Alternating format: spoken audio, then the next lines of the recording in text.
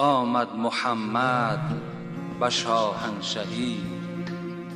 هزاران درود هزاران سلام ز ما بر محمد علیه السلام. اللهم صل علی محمد و علی آل محمد. هزارها شکر به سوی درگاه پروردگار که ما و شما را امت محمد صلی الله علیه و آله و سلم گردانید. شاعر میگوید انبیا در کنه او حیران شدند. این 124,000 پیغمبری که با بعض عقاید از نزد خداوند و پیغمبری مبعوث شدند، وقتی که محمد پیغمبر شد انبیا در کنه او حیران شدند. همه حیرت افتاد. این چگونه شخصیت است، این چگونه بنده است، این چگونه پیغمبر است که ای را خدای مهربان حبیبی خود خواند. انبیا در کنه او حیران شدند. سرشناسان نیز سرگردان شدند.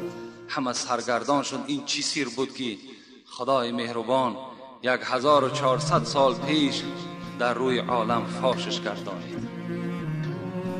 پیغمبر ما و شما میگوید مثلی و مثل الانبیاء کمثل رجل.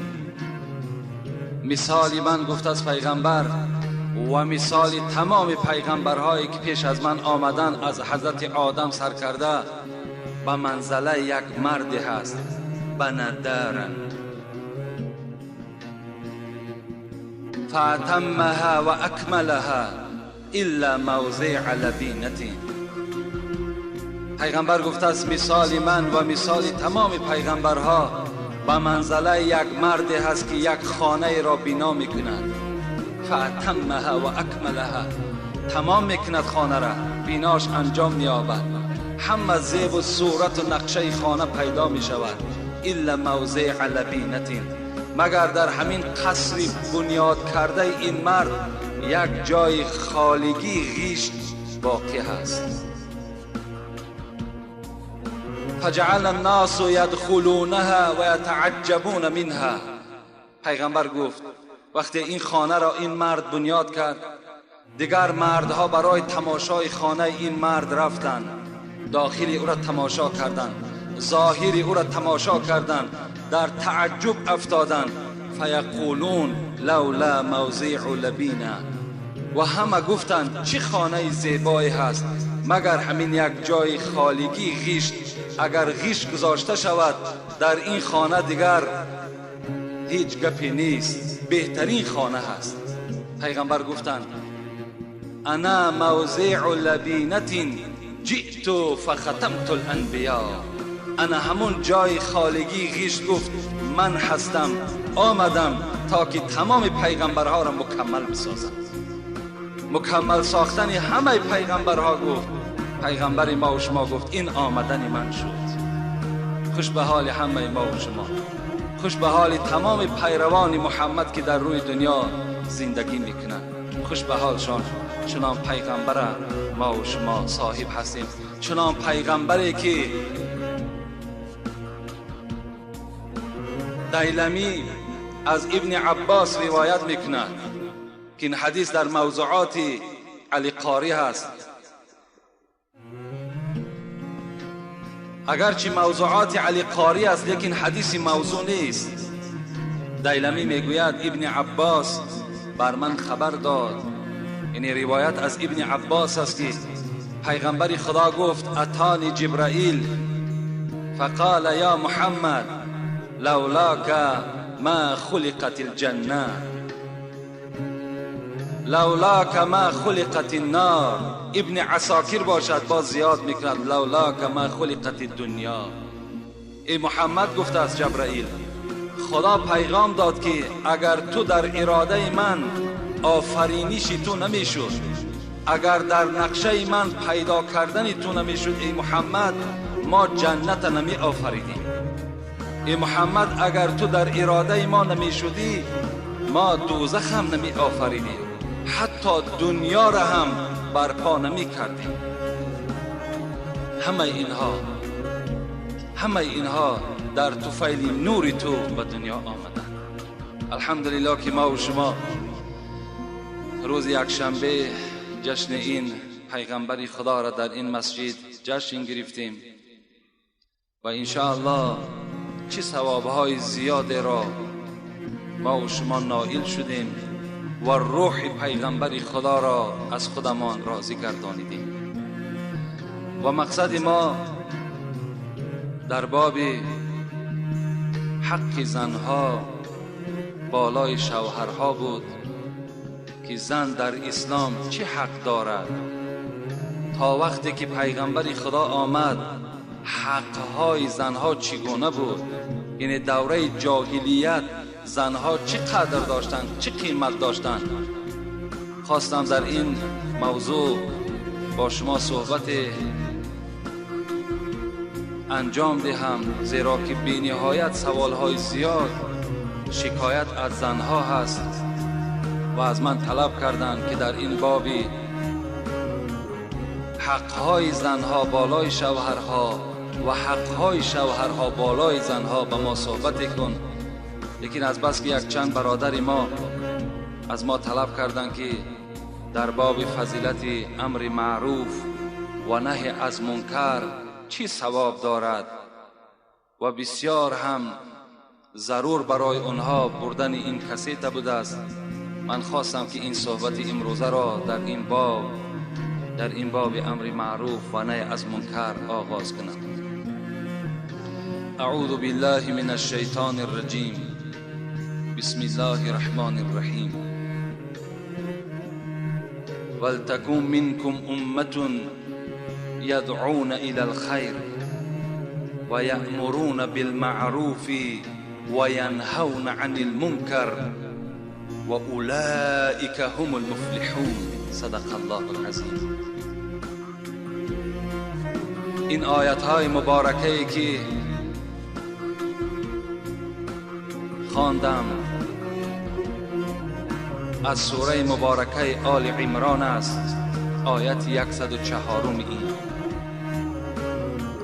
خداوند می فرماید ای بندگانی که من شما را خلق کردم، ای بندگانی که در روی دنیا زندگی دارید. خدا میگوید باید که در بین شما یک گروه شخصان باشند که مردم را به سوی کار خیر دعوت کنند. در روی دنیا برادرای عزیز هم کار خیر است هم کار بد است. با کار خیرش شما بی نهایت مکافات عالی از نزد خدا میگیرید، لکن به سبب کردن کار بد شما در عذاب خدا گرفتار میشوید. خدا میگوید مردم را باید شخصان در بین شما وجود داشته باشند که مردم را به سوی کار خیر دعوت کنند. و یأمرون بالمعروف و ینهون عن المنکر. در بین شما مردمان باشند که دیگر مردم را امر معروف و نهی از منکر کنند. پیش از آنی که من دوام آیت به شما تحلیل کنم، ناگفته نماند که امر معروف و نهی از منکر چی معنا دارد. زیرا که برای بعض اشخاص مردم وقتی میشنوند که در فلان معرکه امر معروف شده است، برای آنها چی گران است، چی یک واقعه هست، چی یک حادثه ناخوشی هست که فلان معرکه با امر معروف انجام یافت. حالان که امر معروف در خاندان تمام مسلمان از زبان تمام مسلمان صادر شده ایستاده است. امر معروف، امر با خیر، دعوتی به خیر، این امر معروف میگوید. برادر نماز بخوان، امر معروف. برادر به آزار مردم کوشش نکن، امر معروف. برادر عزیز، پدر مادرت احترام کن، امر معروف. برادر عزیز، زبانت از غیبت نگه بدار، امر معروف. از قد راه یک سنگ را بیرا کن، امر معروف. این است امر معروف. نهی منکر از آن چیزی که خدای تو برای تو حرام گردانیده است، برادر عزیز باز ایست. این نهی منکر هیچی وایمه ندارد، یگان دهشت نیست. برای جامعه آباد شدن امر معروف و نهی از منکر حتمی و ضروری است. این مردمی که امروز چقدر ملایم هستند، چقدر حلیم هستند، چقدر احترام یکدیگر میکنن، همه این با شرافت امر معروف و نهی منکر است. و الا اگر امر معروف و نهی از منکر در بین ما و شما نباشد، خدا داناست، باور کنین سیرت ما و سیرت حیوان برابر است. خدا در دوام آیت چی میگه؟ اولئک هم المفلحون. آن کسانی که دست با امر معروف میزنند، دست با نهی منکر میزنند، آگاه باشین این مردم که اینها در نزد من نجات یافتگی هستند، اینها نجات یافته هستند. با اینها عذاب دوزخ حرام گردانیده شده است. آن کسانی که زبان امر معروف دارند و نهی از منکر دارند. پیغمبر خدا که راوی این حدیث حضرت حذیفه است میگوید والذی نفس محمد بیدی، قسم به خدا میگوید پیغمبر، لتأمرون بالمعروف ولا تنهون عن المنکر او لیوشکن الله ان یبعث علیکم عقابا منه ثم تدعونه فلا یستجاب لكم. رواه مسلم. پیغمبر خدا گفتند، قسم به خدا گفتند، ای امت مسلمان، شما امر معروف و نهی از منکر را در بینتان زنده نگه بدارید.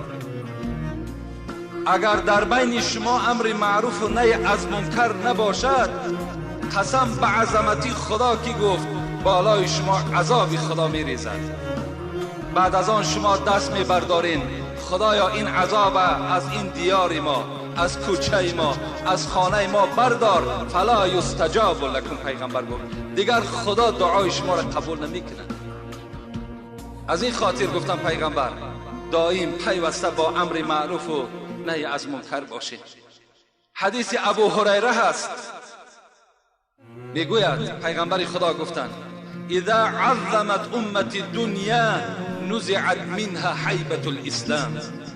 اگر امت من، ما و شما را در نظر دارد پیغمبر، اگر امت من دوست دارنده دنیا شوند، اگر امت من در محبت دنیا غرق شوند، اگر امت من همین دنیایی که همگی برای اینها 50 سال یا 60 سال مهلت دادگی است، در همین دنیا اگر عاشق شوند، نزعت منها حیبة الاسلام، از دل این امت حیبت اسلام دور می شود.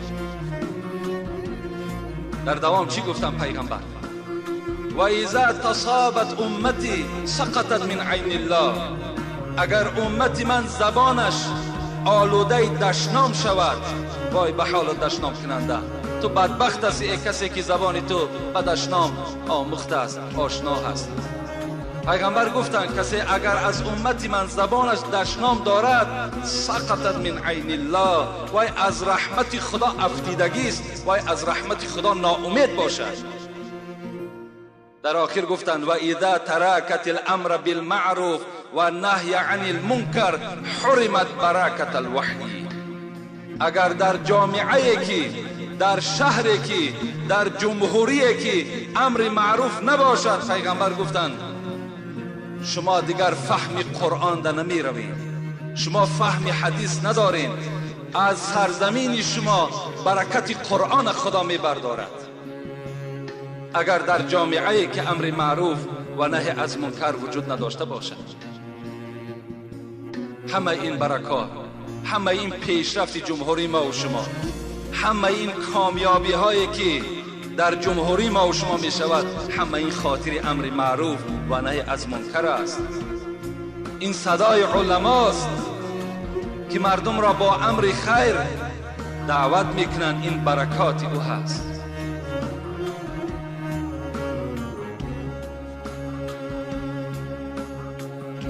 برای امر معروف و نهی از منکر کردن، پیش از آنی که باز دیگر فضیلت های این امر معروف را برای شما آگاه کنم، میخواهم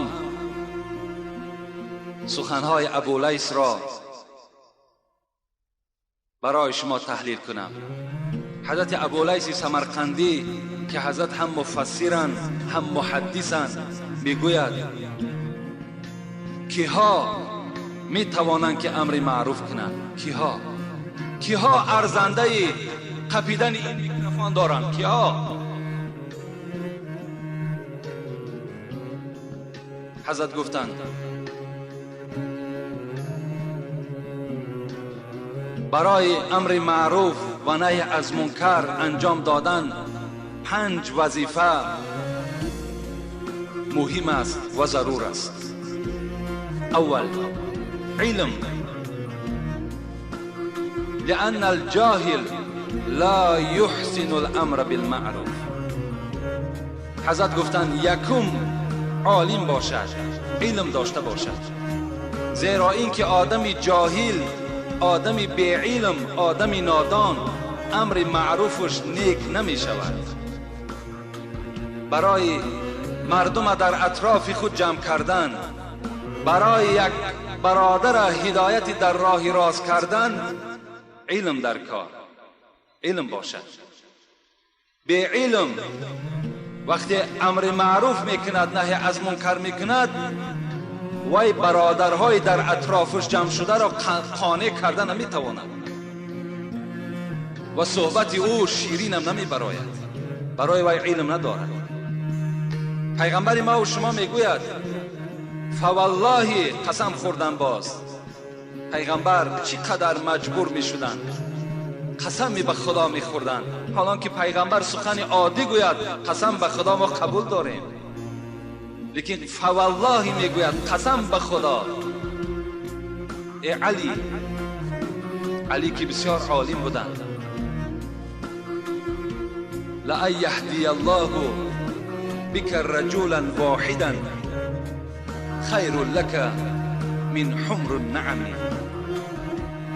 ای علی گفتند، قسم به خدا گفتند، اگر از دست تو، از علم تو یک آدم اگر رهنما شود، رهنمایی بیابد، هدایت بیابد، اگر از دست تو یک آدم نمازخوان شود، اگر از دست تو یک زن با ستر شود، اگر از دست تو یک آدم روزدار شود، اگر از علم تو یک آدم مسجد آمدن پیشه خود کند، قسم به خدا گفتن از یک اشتر سرخی که تو در راه خدا قربانی میکنی، این برای تو بهتر است. اشتر سرخ گفتن پیغمبر، اون زمان از اشتر سرخ دیگر حیوان و اشیاء قیمت نبود. از این دیده گفت برای تو یک آدم هدایت کن، گفت با علم داشتگی خود این برای تو بهتر است. رسول اکرم در دیگر حدیث ها میگوید اذا مات ابن آدم انقطع عمله، وقتی فرزند آدم که از دنیا گذشت عملهاش منقطع می شوند، یعنی دری عملهای او بسته می شوند، دیگر عملی نیک و عملی بد را انجام داده نمی تواند، زیرا روح در بدن او نیست. الا من ثلاث، پیغمبر در دوام گفتن لکن 3 طایفه، 3 طریقه شخصان نامه اعمالشان گشاده هست، اگرچه در قبر خوابیده هست، خوابیدن. اینا کیا باشند؟ صدقه جاریه. پیغمبر گفت کسانی که در دنیا صدقه جاریه کرده باشند، مسجد بنا کردند یا برای بینای مسجد مبلغ گذرانیدند، کوپرک ها بنا کردند، راه ها ساختند، برای یک دهه‌ای که آب نداشت آب آوردند، برای یک دهه‌ای که گاز نداشت گاز آوردند، و دیگر کردارهایی که صدقه جاریه‌ای که ابدی در حق جان او میرسد، اگر این عملها را انجام داده باشند، گفت پیغمبر چی هست؟ عملهای او منقطع نیست گفت، نامه اعمال او پوشیده نیست، بلکه در قبر هم این کرداری در دنیا کردگیش به فایده او هست.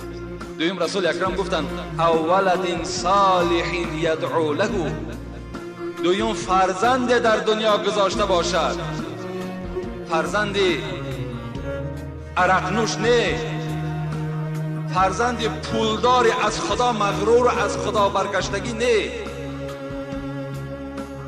فرزند نمازخوان، فرزند خدا ترس، دختری با حیا اگر در دنیا ترک کرده و رفته باشد تا قیامت عملهای نیک این فرزندها در نامه اعمال پدر نویسانده می شده است.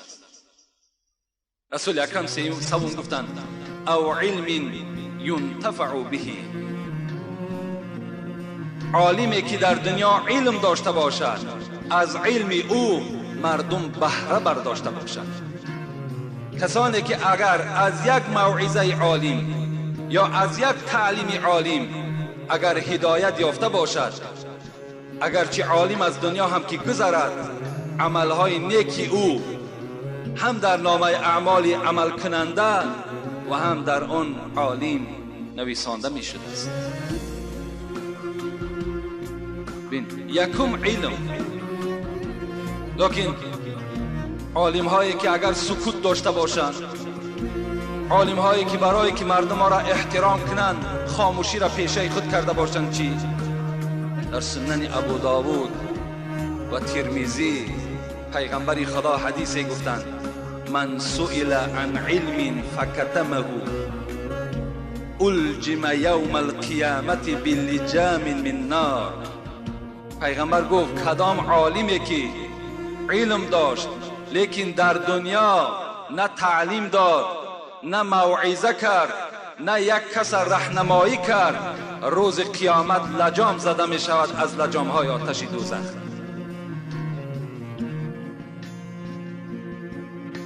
با سکوت کار پیش نمی رود، با خاموشی کار پیش نمی رود.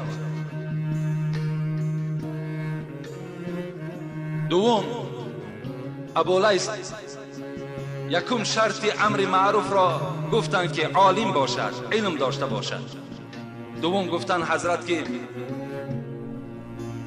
کردارش گفتارش از برای خدا باشد، امر معروفش خاص برای خدا باشد و برای عزت یافتن دین اسلام باشد، برای نصرت یافتن دین اسلام در روی دنیا باشد. فقط گفته است حضرت دویم وظیفه واعظ، دویم وظیفه امر معروف میکرده که این باشد که خاص برای خدا باشد، برای ریا نباشد، برای به دست آوردن دنیا نباشد، برای مشهور شدن در بین مردم نباشد، فقط نیتش برای آبادی اسلام باشد، برای رازگی خدا باشد. این حالت در امر معروف او تأثیر بخش می شود. من در این باب یک قصه را که در همین کتاب ابولیس سمرقندی از اکرمه روایت می شود می آورد که روز یک مرد از پیش یک دیهه گذر کرد. کاری از برای خدا را بینید و کاری که از برای خدا نباشد نتیجهش نگاه کنید. یک مرد از پیش یک خانه گذر کردن، از پیش یک محله گذر کردن، نگاه کردن که در بیخ یک درخت، در نزد یک درخت مردم زیاد نشستگی هستند، لطه ها در همون درخت بستگی و از همان درخت شفاعت طلب دارند، از همان درخت مدد طلب دارند. متاسفانه امروز در بین مردم مسلمان ما و شما هم این گونه مزارهای لطبن میگوییم که بجز گناهگار شدن شما هیچ فایده ندارد. اینها عمل دارند، اینها عمل دارند. به خدا قسم اگر یک ذره که شما محبتی بر همون مزارهای لطبن دارید یا به این مزارهایی که خدا رحمتشان کند در اطراف ما و شما خوابیدن، اگر نیمی هموره به خدای خود ببندین انشاءالله شما کامیاب میشوید. اونا بنده خدا هستند، از اونا شفاعت طلب کردن این شرک به خداست. شما همه گناهگار میشوید. خداوند همه گناه را میبخشد مگر شرک نمیبخشد. این مرد دلیر نگاه کرد که مردم در نوده های این درخت لطه میبندند و شفاعت طلب میکنند. مرد خدا پرست بود، مرد خدا ترسکی بود. در حال در دل خود قصد کرد که الحال خانه میروم، تبر را میبردارم، آمده این درخت را ریشه‌کن میکنم، زیرا که مردم را این درخت گمراه کرد. به خانه آمد، تبر را گرفت، برگشت به سوی همین درخت. در راه شیطان که گمراه کننده تمام مردم است و از آن جمله آن مردمی که در نزد این درخت نشسته بودند که به وسواس شیطان این درخت را عبادت میکردند، شیطان پیش راه این مرد را گرفت و گفت کجا می روی؟ گفت در اون موضع، گفت درختی هست که مردم وی را عبادت میکنند و مردم از خدا دور شدند، میخواهم که این درخت را ریزه ریزه کنم. شیطان چی گفت؟ و تو چی حاصل است؟ گفت چی لازم؟ از میده کردن او چی فایده دارد؟ دید که مرد به نهایت یک غیرت اسلامی دارد، تمام عملش فقط از برای خداست. دید که مرد قبول ندارد، گفت با یک شرط، گفت از پیش من دور میشوی، من تو را اولا نمیگذارم و اگر بخواهی که از من گذری با من گشتین میگیری. اگر مرا در همین گشتین اگر مغلوب کنی، مرحمت را درخت را پاره پاره کن. بگد این مرد که از برای خدا بود، چنان قوت خدا بر این بخشیدگی بود که این شیطان را میگد 3 باره که گشتین گرفتن در زمین زد. شیطان دید که این غیرت ایمانی و اسلامیش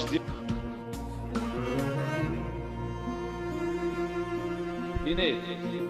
در حال حیله یهودی را استفاده کرد، مردم یهود. گفت ای مرد، گفت الحال رفته و یا پاره پاره میکنی، بعد چی؟ هیچی فایده به تو نمیرسه. من به تو یک پیشنهاد دارم، هر روز 3 تنگه در دست تو میدهم. از همین نیتت پس بگرد. سحر بالیش در بیراه کن، در زیر بالیش تو من 3 تنگه باقی میمانم. امروز دنیای اسلام هم اختلاف ها هم همه به پول شده است. این اختلاف ها و این نافهمی ها و این جنجال ها همش سببش همین دنیا هست. این مرد در حال قبول کرد، گفت گپی راست، گپی معقول.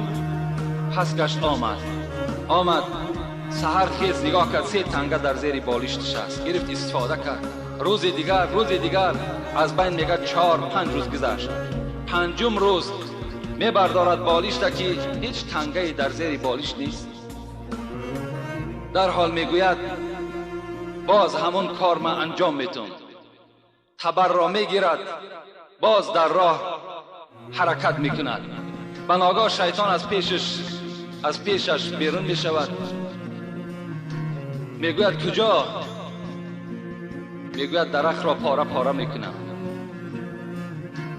میگوید دیگر تو درخت را پاره پاره کردن میتوانی. اول با همراهی من گشتین گیر، بعد مرحمت رفته درخت را پاره پاره کن. وقتی شیطان با همراهی این مرد مسلمان گشتین میگیرد، هر باره که گشتین میگیرد شیطان ویا مغلوب میکند، غالب بالا این میآید. این مرد حیرت نمیماند. میگوید حیرت نمان، اون بار اول تو از برای خدا آمده بودی، امروز برای پول آمدی. تو وقتی که بالیش تبر داشتی پول نبود، تو برای خاطری که باز پول دوام دادن گیرد برای او آمدی، تو برای خدا نه آمدی. از این خاطر دیگر پس گرد که تو مغلوب من بشوی.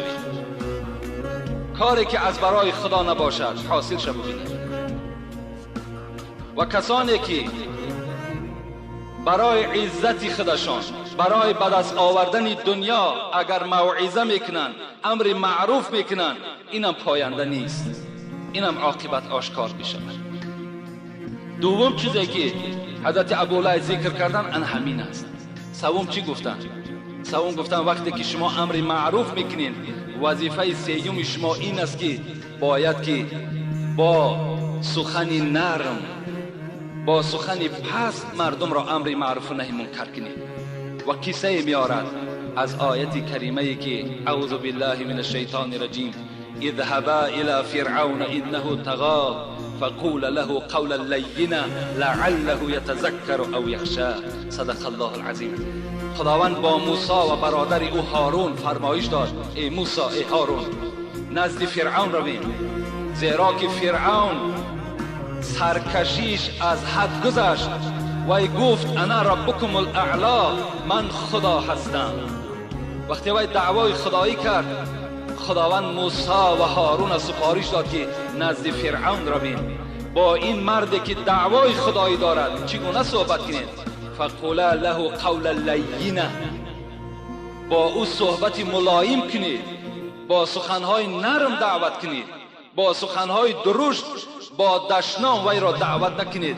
شاید که این سخن نرم شما در وجود او تأثیر کند، شاید که وی با یک اندیشه بیاید و یاد خدا کند. سیوم انا همین است. من مختصرا در این بابا با شما صحبت میکنم. چهارم صبر.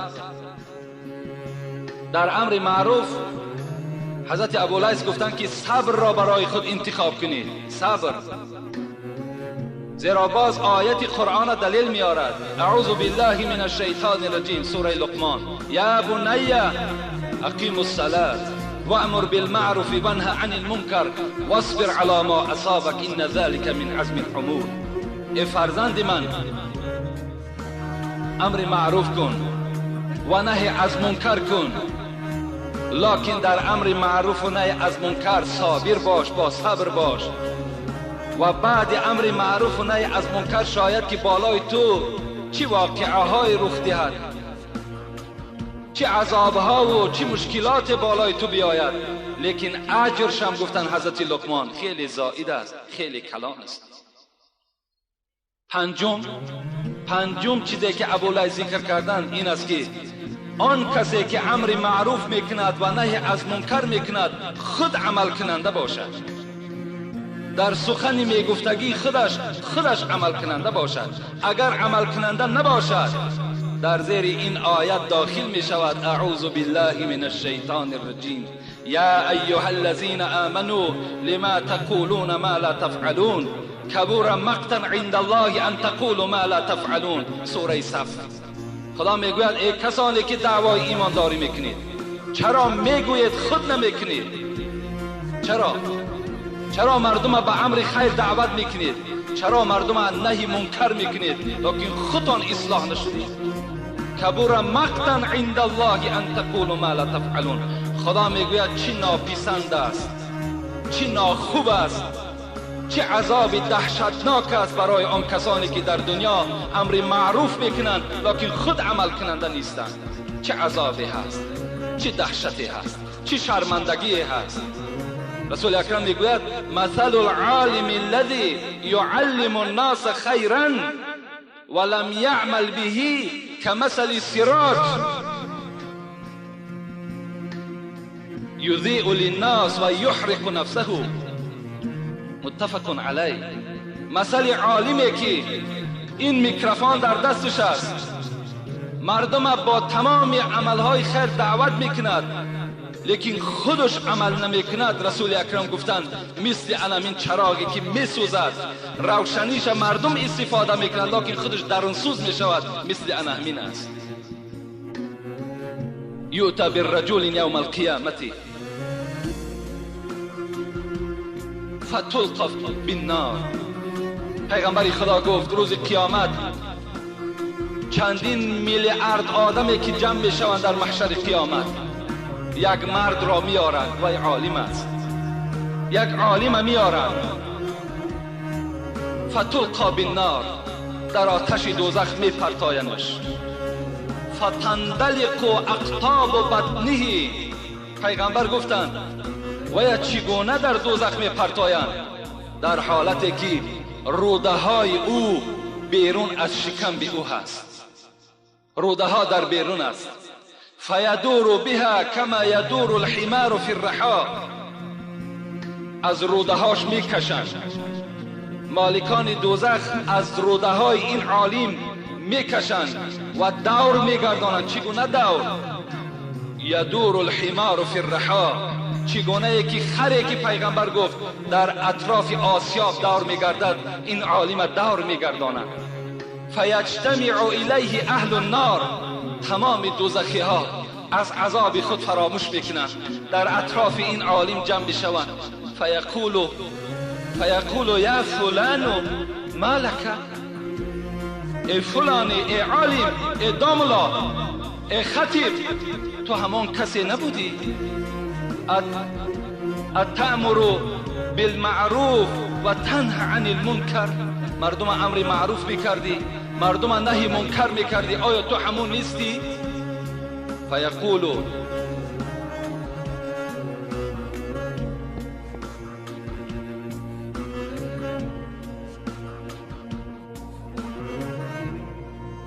در اطراف این عالم جمع میشوند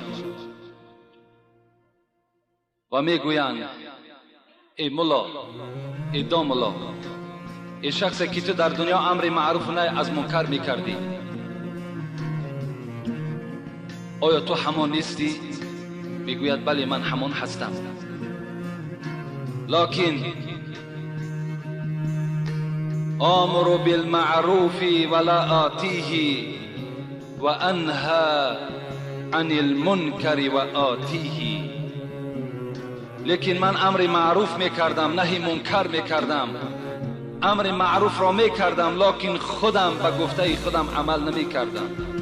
مردم را از حرام ها و از پلیدی ها من میکردم لکن خودم حرام خور بودم، خودم پلیدکار بودم.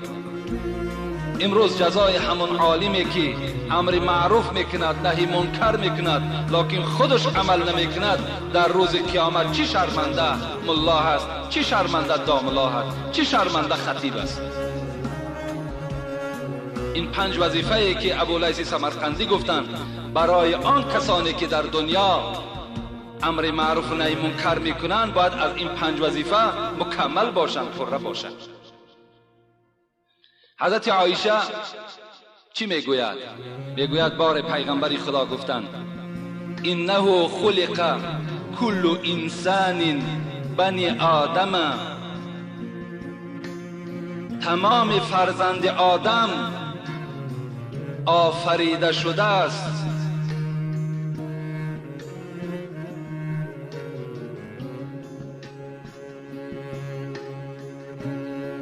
ستین و 300 مفصل، از 360 رگ و پیوند بدن انسان عبارت است. چگونه که حضرت سعدی میگوید رگت بر تنت ای پسندیده خوی، زمین درو 360 جوی.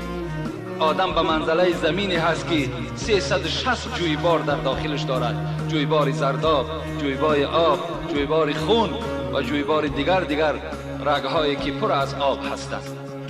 رسول اکرم گفته بود است آدم ها از 360 رگ و پیوند عبارت است. این از فضیلت امر معروف گپ میزند. در دوام گفتند فمن کبر الله و حمد الله و هلل الله و استغفر الله و عزل حجرا عن طریق الناس او شوکتا او عزما عن طریق الناس او امر بالمعروف و نهى عن المنکر عدد 60 و 300 فقط یمسی یومئذ فقط زحزح نفسه عن النار. پیغمبر گفته بود است کسی که اگر از آدمیزاد یک بار بگد الله اکبر، یک بار الله اکبر خدا بزرگ است گوید، یا بگوید الحمدلله، یا بگوید لا اله الا الله، یا چی بگوید استغفر الله در دوامش، یا اینکه از راه چیزی که وی آزاردهنده برادر مؤمن است میگیرد، چه از بعض بد اخلاق ها و بی‌تمیزی که در راه آب بینی را میپرتایند یا آب بلغم دهانشان میپرتایند که سبب دیدن چندین مسلمان ها می شود و در این آب بینی وی گناهگار می شود به سبب آزار برادر مؤمنش. وقتی این را بنده مسلمان که دید یک مشت خاک میارد بالای او میپرتاید یا با پای خود وی دور میکند او شوکتن یا خاری را گفت پیغمبر خدا از سر راه مسلمان بیره کرد او عزمن یا اینکه یک استخوان را از قد راه بیره کرد یا سنگ را بیره کرد. در یک حدیث 3 کلمه او یک جمله مکملش فقط برای تازه کردن راه پیغمبر خدا خبر داده ایستاده است.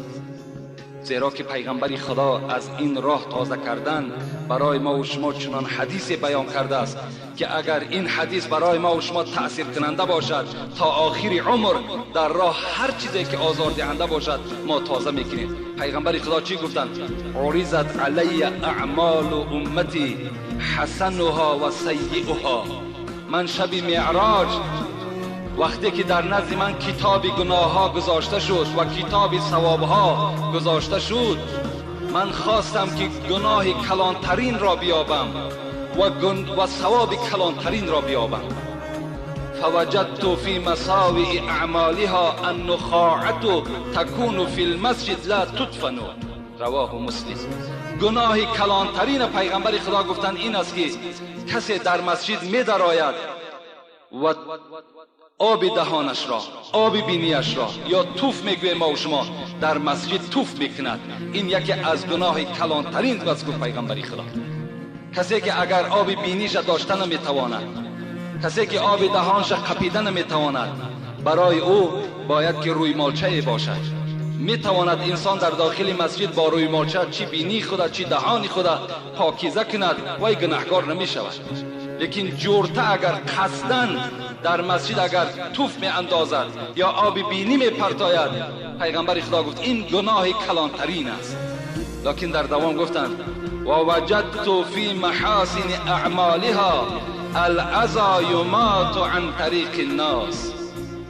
ثواب کلانترین گفتم پیغمبر خدا در کتاب ثواب در شب معراج در این یافتم که در قد راه چیزی که آزار دهنده باشد، چی خار باشد، چی سنگ باشد، چی آب دهان باشد، وی را بنده مسلمان برای آنی که برادرش آزار نیابد بیراه کند به نهایت ثواب کلانه نائل می شود.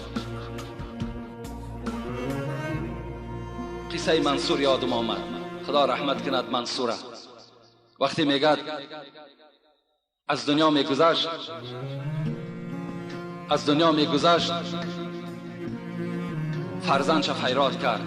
فرزند عزیز گفت تکفین و تجهیز مرا تو به عهده میگیری، کفن من به ذمه تو، غسل من به ذمه تو، جنازه من به ذمه تو، در لحد گذاشتن من به ذمه تو. فرزندشم عالم بودن. این وظیفه ها را فرزند بعد وفات پدر قصه را کوتاه میکنیم انجام دادند. با دست خود برده در لحد پدر را گذاشتند شیخ منصور را. شب در خواب دیدنش. بینن موضوع خاص با همین چیزهایی که در راه آزار دهنده هستند. حضرت مولوی جنونی در نظم می درآورد پدر را یک شب او دید در خواب. فرزندش پدر را یک شب او دید در خواب، پریشان حال بین جمع احباب. بگفتش ای پدر حالت، بگفتش ای پدر چون است حالت، چرا زرد است گلگونی جمالت. فرزند میگه در شب پدر شدید که بی نهایت بین دوستهای خدا بود و گویا که چیزی را گم کرده باشد، پریشان بود. و پدر عزیز تو زاهد هستی، تو شیخ هستی، تو مریدهای زیاد داری، تو خدمت زیاد در اسلام کردی، چرا چهره تو زرد است؟ چرا چهره تو مثل این دوستان خدا سرخ نیست؟ بگفتش صعب شد کار ای جگربند، بگفتش صعب شد کار ای جگربند، همان دم کی جدا شد بند از بند. وقتی ای بند من، ای جگربند من، وقتی مرا در لحد گذاشتی به نهایت کار من مشکل شد. پدر گفت چگونه مشکل شد؟ ندای شد چه آوردی به درگاه؟ وقتی شما مرا پسی سر کردین، مرا تنها که در اون خانه قبر گذاشتین، از جانب خدا ندای شد چه آوردی به درگاه؟ چی داری از عبادت توشه ای را؟ از من پرسان کردن ای شیخ توشت پیشنهاد کن، عملهات نزد ما اظهار کن، چی داری از توشه ای را؟ بگفتم 60 حج کردم خدایا، بگفتم 60 حج کردم خدایا، نماز و صوم و طاعت، زهد و تقوا. پروردگارا تو دانا هستی، من در عمر خودم 60 بار حج کردگی هستم. تمام شب با نماز بودم، روزها با روزه بودم، تقوا داشتم، حلال رفتار بودم، حلال گفتار بودم، تمام وظیفه های اسلامی من انجام دادم. جواب آمد. بین وقت شیخ اینو پیشنهاد کرد، جواب از خدا چی آمد؟ جواب آمد نشد این جمله مقبول. شیخ گفت این 60 حج تو، این مهنت و زحمتی تو در نزد خدا قبول نشده. جواب آمد نشد این جمله مقبول، بیار لایق ترین شایسته محصول، لایق ترین شو بیار، شایسته ترین شو بیار، این 60 حج تو به درگاه من قبول نشده است. بلرزیدم به خود زان وهم چندان، به فرزندش حکایت دارد، بلرزیدم ز وهم با خود چندان، شکست از زلزله سرهای دندان. چنان فرزندم، چنان یک هیبت، چنان یک دهشت مرا در داخل قبر فرا گرفت که این دندانهای شکسته پدرت از لرزه همون است. ندا آمد. بعد این چی ندا آمد؟ ندا آمد که روز یاد داری ای شیخ، یک روز را یاد داری؟ ندا آمد که روز یاد داری، گرفتی خارک از راه گذاره، گرفتی خارک از راه گذاره، پذیرفته شدی زان نیک نیت، بکردم جای تو در قصر جنت. اگر یاد داشته باشی ای شیخ، یک روز تو از راه می گذشتی، یک خار را در راه دیدی و اون خار را برداشتی از زمین، با امیدی چی؟ با امیدی که پای برادر مؤمن من خون آلود نشود، تا که برادر مؤمن من از این خار آزار نیابد. با این خاطر وقتی که تو این خار را برداشتی، پذیرفته شدی زان نیک نیت، از این نیتی نیک تو در نزد ما پذیرفته شدی، بکردم جای تو در قصر جنت و جای تو را جنت گردانیدم. در اون را بینگریم و نیتی تو، نمی بینیم به سوی صورتی تو. ما درون در کار داریم، خداوند میگوید ما نیتی تو در کار داریم، ما با وظیفه تو کار نداریم، ما با پول تو کار نداریم، ما با سر و منگل تو کار نداریم، ما با اعمال تو کار داریم. تو کی هستی؟ رسول اکرم میگوید لقد رأيت رجلا في الجنة يتقلب في الجنة. شب معراج یک مرد را دیدم که در جنت سیر میکرد، تمام باغهای جنت برای او گشاده بود. فی شجر قطعها عن ظهر الطريق كانت تؤذي المسلمین. وقتی پرسان کردیم این مرد کی هست، از چی خاطر وی وارد جنت شد، صدا آمد که این در روز به یک راه میگذشت، یک نوده درخت کشال بود که مردم از او آزار میافت، همان نوده را شکست تا که آزار برادر مسلمان نشود. این نیت اینه که این در نزد ما پسند آمد و این مرد را ما وارد جنت گردانیدیم. خوش به حال تمام آن مسلمان هایی که غمخوار مسلمان هستند، خوش به حال آن مسلمان هایی که غم مسلمان غم او هست، شادی مسلمان شادی او هست. خوش به حالشان. در دوام این حدیث کمتر طولانی هست، میخوام در همینجا صحبت خود انجام دهم و دوام این موضوع را که خیلی موضوع جالب است، تا حال ما شروع نکردیم،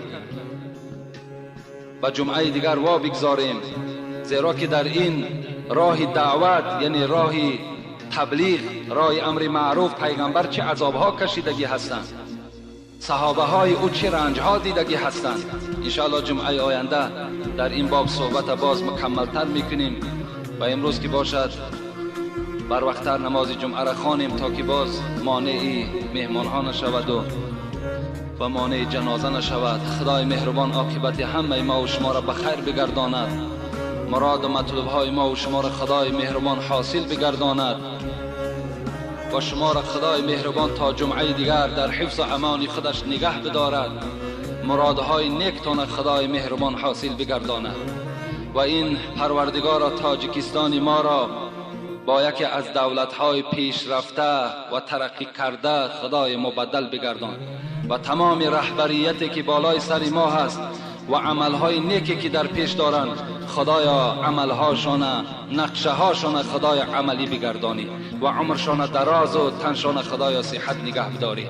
ربنا آتنا فی الدنیا حسنه و فی الاخره حسنه و قنا عذاب النار برحمتک یا ارحم الراحمین.